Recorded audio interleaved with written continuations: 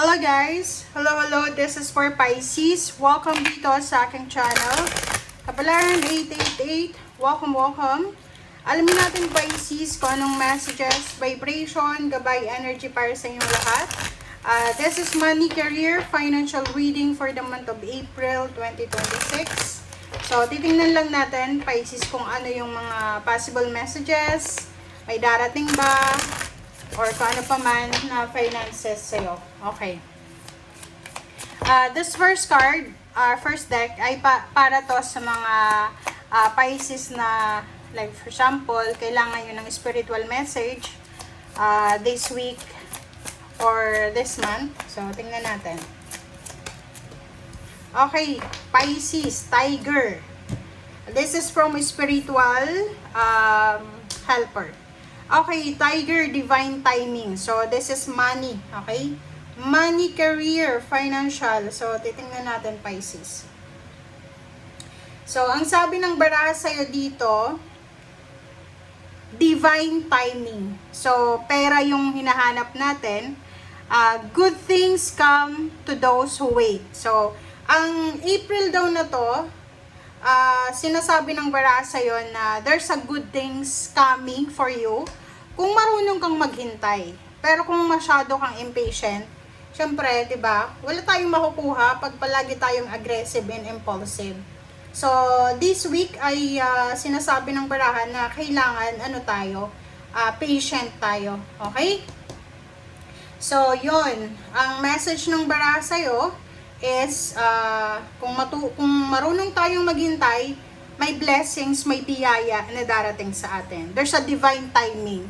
Kumbaga, ang buwan na to, this month of April, ang April na to is parang marirealize mo na, wow, everything happens for a reason. Diba? So, God will provide, and as long as na ginagawa mo yung best mo or yung part mo. Okay? So, this is the first message. Let's check.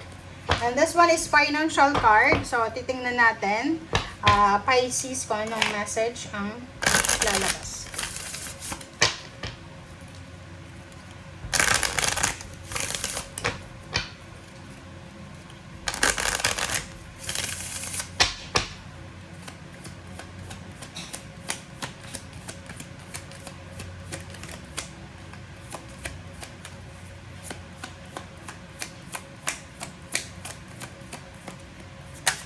Okay.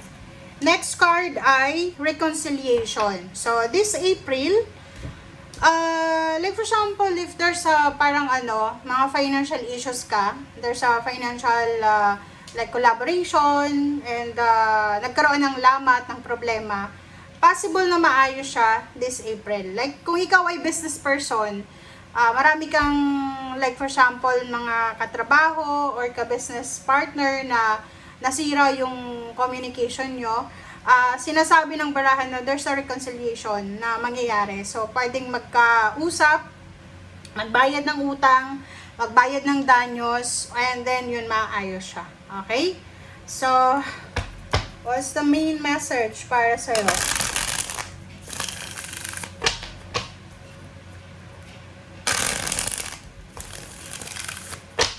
This is for Pisces.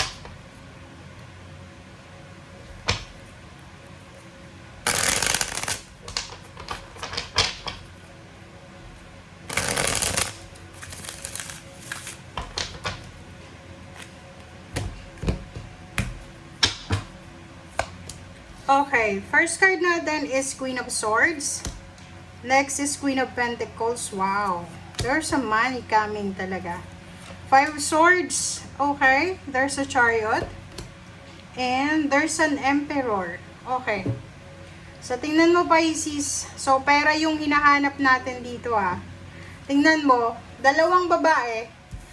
This is Queens. Okay, and this is Emperor. Tingnan mo sinasabi ng baraha sa'yo na this month of April, in terms of money, you're dealing with three powerful na tao.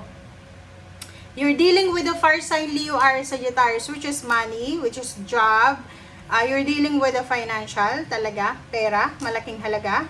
You're dealing with your new direction. So, sinasabi ng bara sa'yo ngayon, Pisces, na pwedeng you are in collaboration with air signs, Gemini, Libra, Aquarius, or earth signs, Virgo, Capricorn, or Taurus, or Leo, or any fire sign, Leo, or Sagittarius. So, sinasabi ng bara sa'yo na maybe there's a lump sum of money coming, okay? There's a lump sum of money coming, or maybe you're not worried, wala kang dapat inaalala or aalahanin this month of April in terms of money. Sinasabi ng bara sa'yo dito na makakahawa ka ng limpak-limpak na salapi or lump sum of money, or maybe kahit ngayon habang nanonood ka, you have money sa bangko or nakasave or may mga investment ka, parang ganon. And the Emperor, there's a power, so you are reclaiming your power. So like for example, kung na-demote ka because absent ka ng absent, pwedeng ibalik ka sa pwesto, sa possession mo. Another is you will reclaim your financial power. So like for example, yung iba sa inyo dyan, hindi naging maganda yung negosyo nyo for several months, and this April, financially, you will recover. So this is recovery of money. And kung makikita mo dito, aside from kung ano man ang trabaho mo ngayon or source of income, there's another direction, there's a new direction na pinipresent sa iyo ang universe. So this one, like parang sinasabi sa iyo, Pisces, eto yung pwede mo pang pagkakitaan. Pwede ka pang kumita dito. So, maging aware tayo, maging careful tayo sa mga nangyayari sa paligid natin. Alright? So, ibig sabihin, you need to be aware sa mga parang financial offers. You need to be aware sa mga plano or sa kung ano pa man. So, you need to be careful, ha. Wag nating i-decline yung mga offers na yan, lalo kung hindi ka pa sigurado or hindi ka pa sigurado. Pag-isipan mo, wag mo munang i-reject. Okay?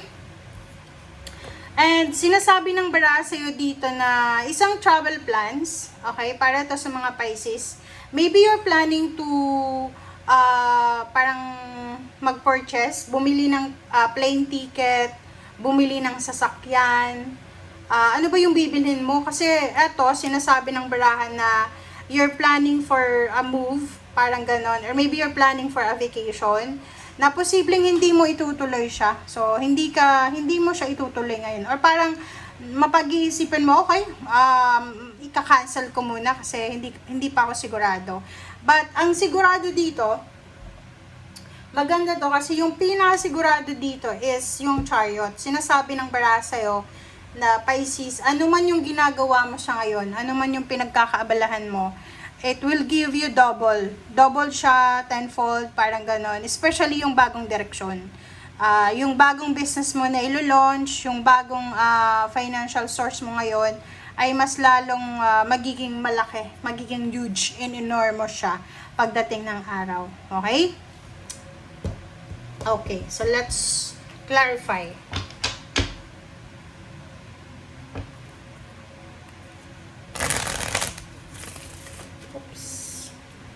Wait lang.